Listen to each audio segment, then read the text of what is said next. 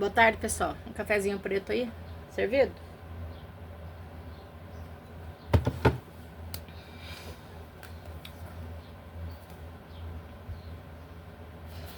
Vou ler aqui uma passagem para vocês do Evangelho, tá?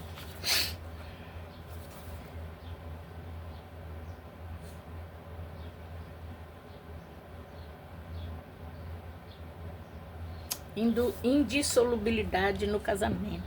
Do casamento.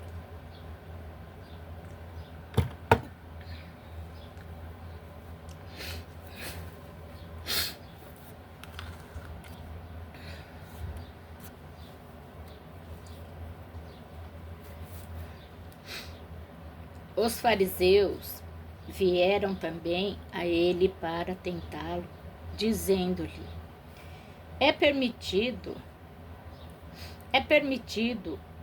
um homem devolver sua mulher por qualquer causa que seja? Ele lhe respondeu: Não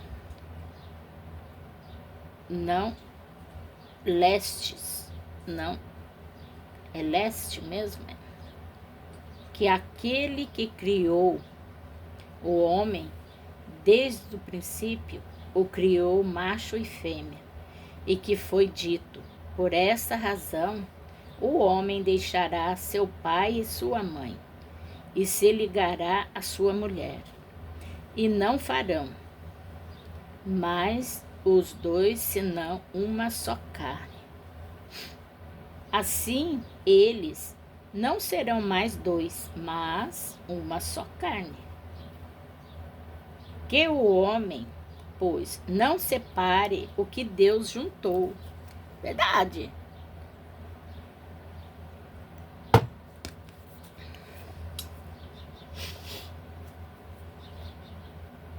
Que Deus juntou. Mas por quê?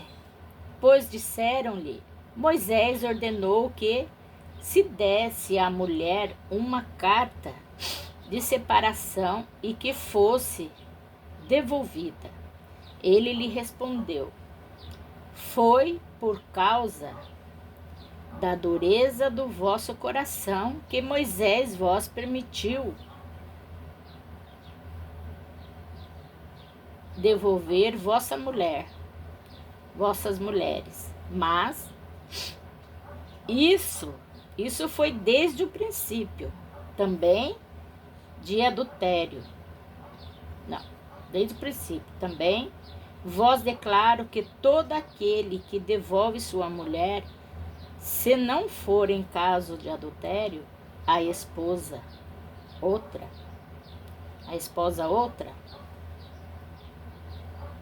comete adultério. E que aquele que esposa o que um outro devolveu, comete também adultério. Caramba, não pode nem casar com a que foi devolvida? Comete. São Mateus, capítulo 14, versículo 3 ao 9. Não há imutável senão o que vem de Deus. Tudo o que é obra dos homens está sujeito a mudanças. As leis da natureza são as mesmas em todos os tempos. Em todos os tempos. Em todos os tempos e em todos os países. As leis humanas mudam segundo os tempos, os lugares, o progresso da inteligência. No casamento, o que é de ordem divina é a união do sexo para operar a renovação dos seres que morrem. Mas há condições que agulam essa união, são de ordem tão humana, que não há no mundo inteiro, e mesmo na caridade, 2 países em que elas sejam absolutamente as mesmas, e que não haja um em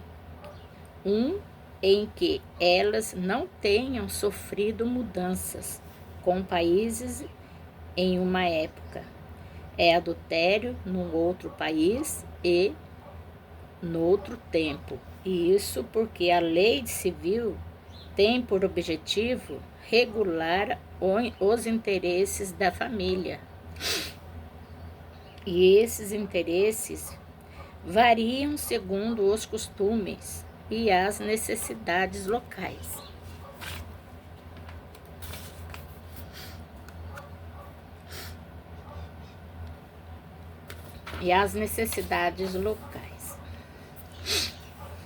É assim que, por exemplo, que certos países só o casamento religioso é legítimo. Em outros é preciso também o casamento civil. Noutros, enfim, só o casamento civil basta. Mas, na união do sexo, ao lado da lei divina, material, comum a todos os seres vivos, há uma outra lei divina, imutável, como todas as leis de Deus. Exclusivamente moral é a lei do amor.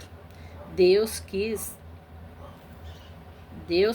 que os seres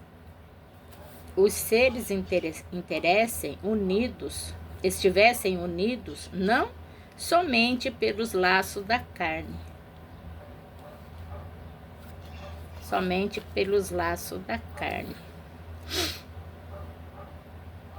Onde eu parei? Aqui. Mas pelos laços da alma, a fim de que a afeição mútua dos esposos se transporta-se para seus filhos, e que eles fossem dois em lugar de um, a amá-los, a cuidar-los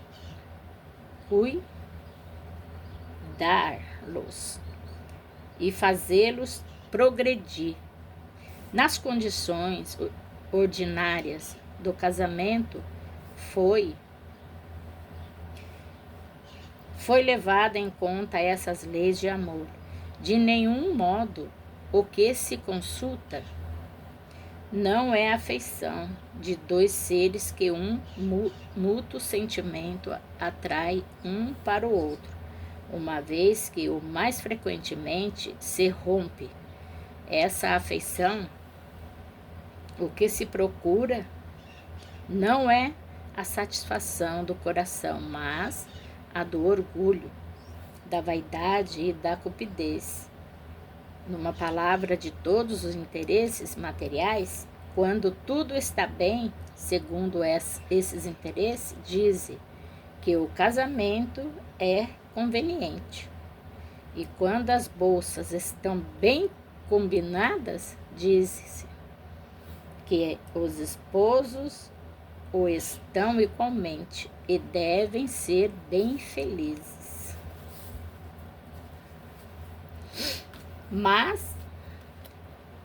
Mas nem a lei civil, nem o compromisso que ela faz contrair podem suprir a lei do amor, se esta lei não preside a união. Disso resulta que frequentemente o que se une à força se separa por si mesmo, que o juramento que se pronuncia ao pé do altar torna-se um perjúrio, se dito como uma fórmula banal.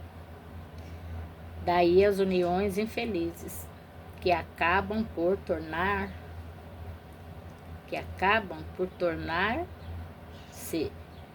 criminosas, dupla infidelidade, que se evitaria se nas condições do casamento não se fizesse obstação da única lei que o sanciona aos olhos de Deus, a lei de amor, quando Deus disse: vós não sereis senão uma mesma carne.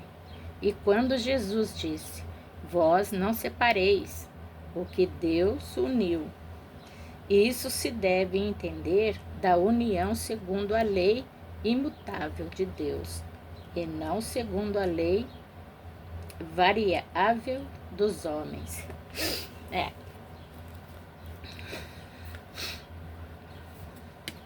Mas também não adianta, né? Você está casado, vamos supor, que tem muitos casos por aí.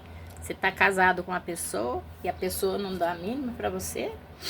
E ainda tem muitos aí que acaba batendo na esposa. Aí também não tem como, né? Você continuar com um casamento dessa maneira.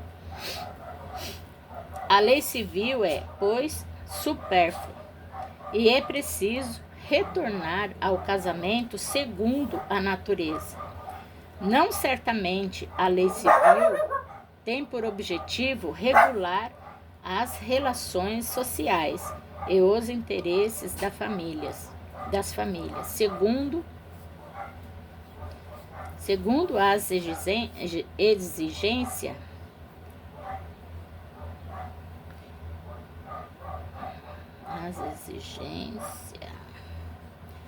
da civilização. Eles, porque ela é útil, necessária, mas variável, deve ser previdente, porque o homem civilizado não pode viver como o selvagem, mas nada, absolutamente nada, se opõe o que seja o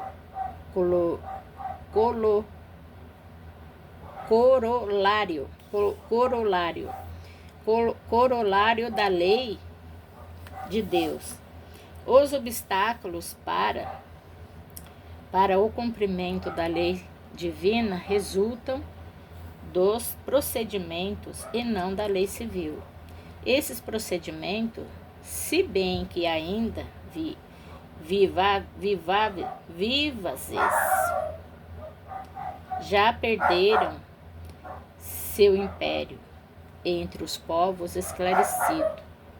Eles desaparecerão com o progresso moral, que abrirá, enfim, os olhos sobre os males sem número, as faltas, os próprios crimes que resultem de uniões contraídas, tendo em vista unicamente os interesses materiais. E se perguntará um dia se é mais humano, mais caridoso, mais moral unir indissoluvelmente um ao outro seres que não podem viver junto, do que lhes dar a liberdade e a perspectiva de uma cadeia indissolúvel. Não aumenta o número das uniões irregulares.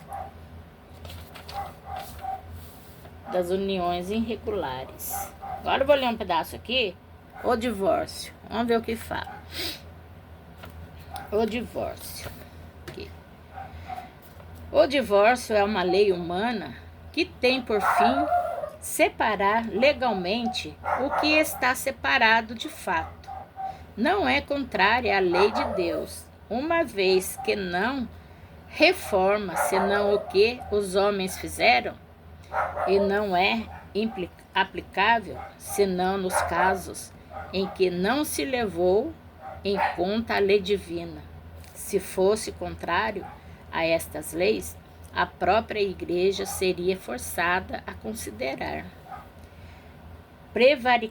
prevaricadores aqueles do que seus chefes, que pela sua própria autoridade e em nome da religião, em mais de uma circunstância, impuserem o divórcio, dupla prevaricação.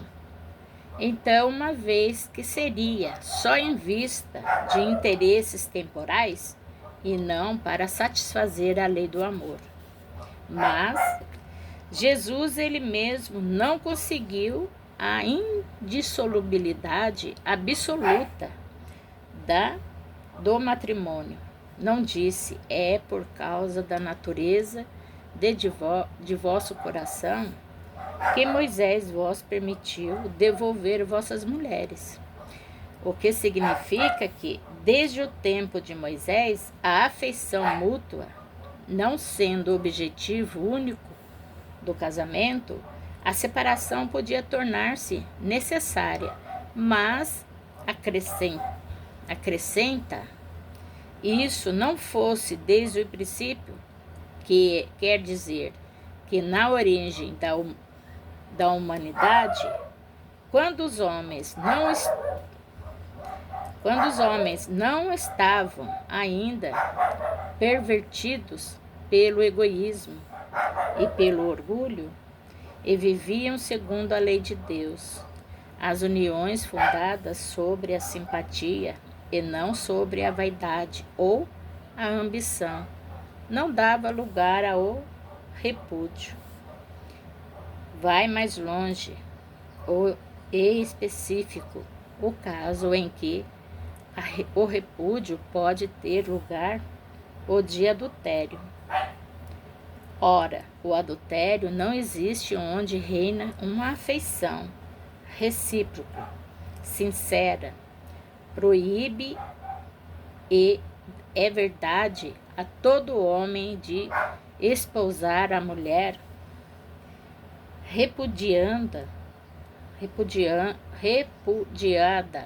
mas é preciso ter em conta os costumes e o caráter dos homens do seu tempo.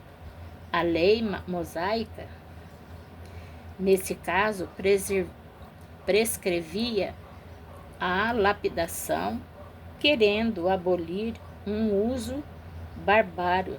Seria preciso, entretanto, uma penalidade, e a achou na ignorância, na ignomínia,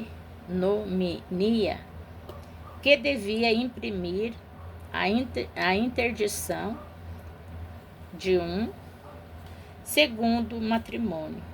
Era de alguma sorte uma lei civil substituído outra lei civil, mas que, como todas as leis dessa natureza, devia sofrer a prova do tempo.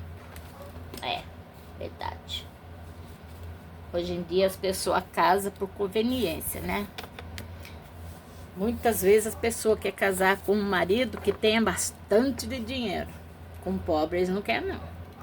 Se a mulher tem um emprego, ganha seu próprio dinheiro, não quer nem saber de casamento hoje em dia. Só de sair, de ficar, nem filho não quer ter mais. A humanidade mudou. Em certo ponto, eu até concordo, sabe?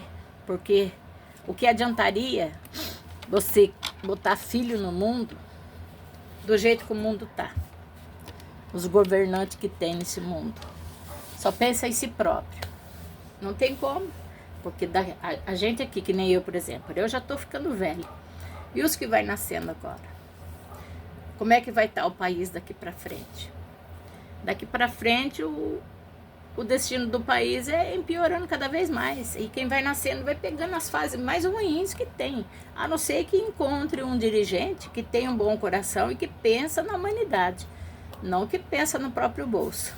Porque o certo é pensar na humanidade. Porque sim, ele tá lá para trabalhar e está sendo pago para isso. Mas não, muitas vezes entra, o que quer fazer é só procurar lotar o bolso, para depois, quando cair fora, sair com o bolso lotado. E não tem lei para isso. Não tem, porque eles sempre colocam lá uma lei que não tem como pegar eles. Então eu acho errado isso. É isso aí, tem muita gente que casa por conveniência. Tem uns que casam porque a vez não se dá com a família, quer arrumar um marido para poder sair de casa. Outro casa porque fulano tem mais isso, fulano tem mais aquilo. Mas hoje em dia, muitas vezes, não casa por amor, não. Pode ver os artistas, os cantores. Eles casam hoje, ficam juntos, quer ver? Tem muitos que ficam juntos um mês. Depois desse mês já separa. Já separa, já quer dividir os bens, já quer encher o bolso de dinheiro e daqui a pouco já arruma outro que tem mais dinheiro e separa de novo, pega mais dinheiro, quando arruma filho, daí que é uma pensão gorda. Hoje em dia parece que o casamento virou negócio. Até os filhos hoje em dia virou negócio, porque muitas vezes as pessoas que não têm condições aí botam filho no mundo só para receber dinheiro da Bolsa Família. Aí eu não acho certo isso não. Porque tem muitos aí que vivem na rua, não tem o que comer e não tem condições de receber, porque não pagam para eles. Às vezes a pessoa que está recebendo nem precisa. Bom, eu não sei se eu falei demais. Então, eu agradeço a vocês que estejam me ouvindo. Que Deus venha abençoar a vida de todos vocês, grandemente, de coração. E eu peço que vocês curtam, compartilhem, me ajudem aí com meus videozinhos, tá? Eu agradeço muito, de coração. Que Deus venha abençoar a vida de todos vocês, tá? Até mais.